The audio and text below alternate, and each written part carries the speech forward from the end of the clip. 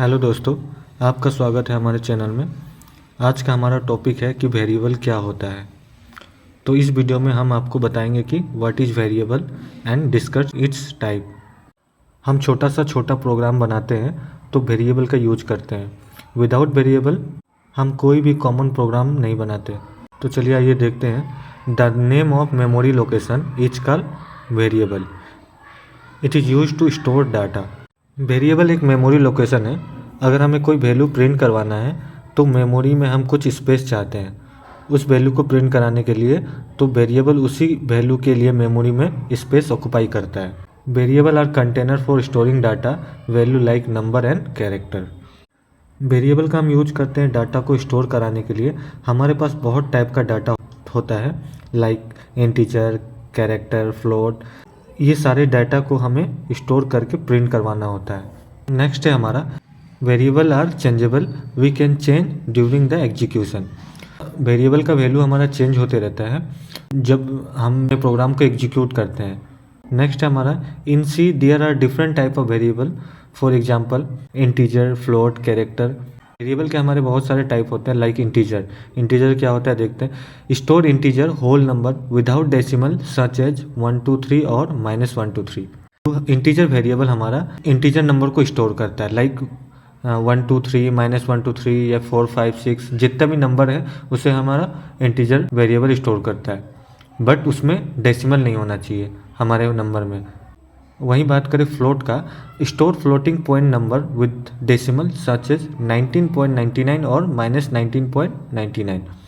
Float variable क्या होता है, ये हमारा फ्लोट वैल्यू को स्टोर करता है। लाइक फ्लोट वैल्यू मतलब हो गया कि हमारा डेसिमल वैल्यू, जैसे कि 19.99 -19.99, वैसे ही हमारा 10.25, ऐसे समथिंग जितना भी पॉइंट वैल्यू है, पॉइंट वाला, डेसिमल वाला, वो हमारा फ्लोट में स्टोर होता है, फ्लोट वेरिएबल में स्टोर होता है। अब कैरेक्टर की बात करें, store single character such as A और B, character are surrounded by single quote. Character variable हमारा कैरेक्टर वैल्यू को स्टोर करता है, जैसे कि ए, बी, और वो भी सिंगल कोट के अंदर। हमारा कैरेक्टर वैल्यू कहाँ स्टोर होता है, सिंगल कोटेड के अंदर। हमारा ए, बी, सी जो भी है ये हमारा कैरेक्टर वैल्यू हो गया। ये सब हमारा कैरेक्टर वेरिएबल में स्टोर होगा। अब बात करते हैं सिंटेक्स का कि हम अपने वेरिएबल को कैसे मेंशन करते हैं। तो सबसे पहले टाइप वेरिएबल नेम। पहले हम वेरिएबल लिखेंगे, जैसे अगर हमारा इंटीजर वैल्यू वेरिएबल है तो हम पहले इंट लिखेंगे, उसके बाद हम इंट लिखने के बाद हम अपना वेरिएबल का नाम देंगे। उसके बाद इज इक्वल टू दे के हम अपने वेरिएबल में जो वैल्यू स्टोर कराना है उसे मेंशन करेंगे। वहीं अगर एग्जाम्पल की बात करें तो हमारा int my num is equal to 15। तो इंट हमारा क्या हो गया, वेरिएबल, और माई नम क्या हो गया, हमारा वेरिएबल का नेम। और एक बात याद रखना दोस्तों, वेरिएबल के बीच में हमें स्पेस नहीं होना चाहिए। वेरिएबल का नेम के बीच में हमारा स्पेस नहीं होगा और ना ही कोई नंबर होगा। तो हमारा क्या है, int my num is equal to 15। तो इंट हमारा वेरिएबल हो गया और माई नम हमारा वेरिएबल का नेम हो गया। और जो 15 हमने मेंशन किया है, 15 हमारा वैल्यू हो गया। वेरिएबल को हमने 15 में हमने 15 नंबर स्टोर किया है। उसके बाद प्रिंट एफ माई नम, उसके बाद हमने प्रिंट करवाया, आउटपुट करवाया अपने वेरिएबल का। इसका आंसर क्या आएगा, प्रिंट एफ माई नम। अगर करेंगे आप तो हमारा जो वेरिएबल में वैल्यू स्टोर रहेगा वो हमें रिजल्ट के थ्रू आउटपुट देगा। और नीचे दिया हुआ डिक्लेयर ए वेरिएबल। हम वेरिएबल को कैसे डिक्लेयर करते हैं, तो पहले इंट हमारा वेरिएबल हो गया, माई नम हमारे वेरिएबल का नेम। उसके बाद assign a value to the variable. Variable में हम कैसे वैल्यू असाइन करते हैं, तो हम अपना माई नम इज इक्वल टू 15, ये हमारा 15 हमने क्या किया, असाइन किया वैल्यू वेरिएबल में। तो दोस्तों आई होप आपका वेरिएबल वाला कॉन्सेप्ट क्लियर हो गया होगा। तो अब हम आ गए अपने विजुअल स्टूडियो पे। अब हम यहाँ पे अपने वेरिएबल को डिक्लेयर करके देखेंगे और उस पर वैल्यू स्टोर करके देखेंगे। तो सबसे पहले हम यहाँ हेडर फाइल मेंशन करते हैं, हैच इंक्लूड stdio.h। ये हमारा हेडर फाइल हो गया। उसके बाद हमारा फंक्शन डिक्लेयर करना है। तो इंट हमारा आउटपुट इंटीजर से रिलेटेड है, तो हम यहाँ पे इंट का यूज कर रहे हैं, मेन। उसके बाद हमारा curly braces, open curly braces और क्लोज कर्ली ब्रेसेस। अब इसके बीच हम पहले अपने वेरिएबल को डिक्लेयर करेंगे। तो वेरिएबल को डिक्लेयर करने से हम वेरिएबल को कैसे डिक्लेयर करेंगे, तो सबसे पहले हम इंटीजर वेरिएबल लेते हैं, इंटीजर, और वेरिएबल का नेम हम क्या लेते हैं, माई नम। उसके बाद हम वेरिएबल में अपना वैल्यू को स्टोर करवाएंगे।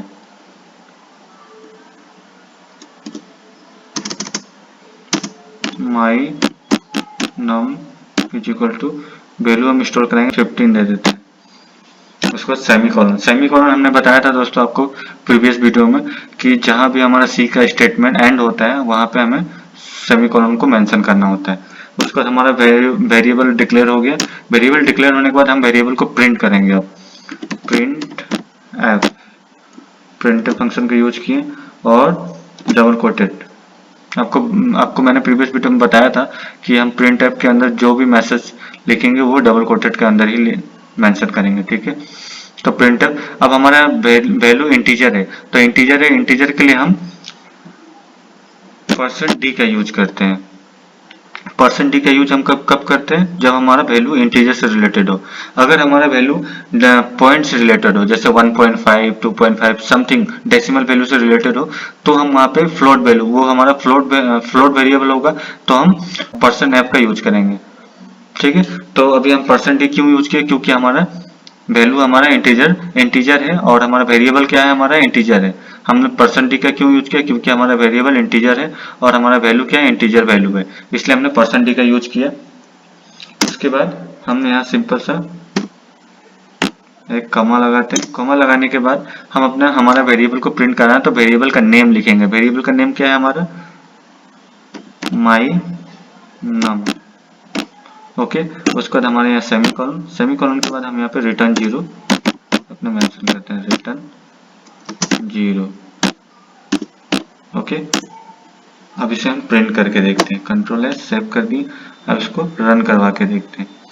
हमारा आउटपुट हमें 15 आनी चाहिए। जो वैल्यू हमारे वेरिएबल के अंदर स्टोर है वही हमारा प्रिंट करने के बाद वो वैल्यू हमें मिलना चाहिए। रिजल्ट कर देखते हैं, ये देखिए हमारा प्रिंट करके हमारा 15 आ गया। हमने आउटपुट देखा तो हमारा 15 आ गया, आउटपुट हमारा 15 दे दिया। तो दोस्तों यही था हमारा वेरिएबल का सेशन। आज हमने सीखा कि वेरिएबल क्या होते हैं और वेरिएबल को हम कैसे डिक्लेयर करते हैं, प्रैक्टिकल के साथ देखा। वेरिएबल हमारा name of memory location is called variable जब भी हमें कोई वैल्यू को प्रिंट करवाना होता है तो उसके लिए हमें एक वेरिएबल डिफाइन करना होता है जिसमें हम अपना डेटा को स्टोर करें। जैसे अगर हमें कोई 10 नंबर प्रिंट करवाना है या फिर 15 प्रिंट करवाना है तो हम एक वेरिएबल में स्टोर करेंगे, उसके बाद प्रिंट के थ्रू उसे कॉल करेंगे तो हमारा रिजल्ट, हमारा आउटपुट हमें मिलेगा। तो इसी के साथ दोस्तों आज का सेशन हमारा यहीं एंड हुआ। अब मिलते हैं आपको नेक्स्ट वीडियो के साथ। हमारे चैनल को लाइक करें, शेयर करें, सब्सक्राइब करें ताकि हम और भी अच्छे टॉपिक आपके लिए लाएं। Thank you.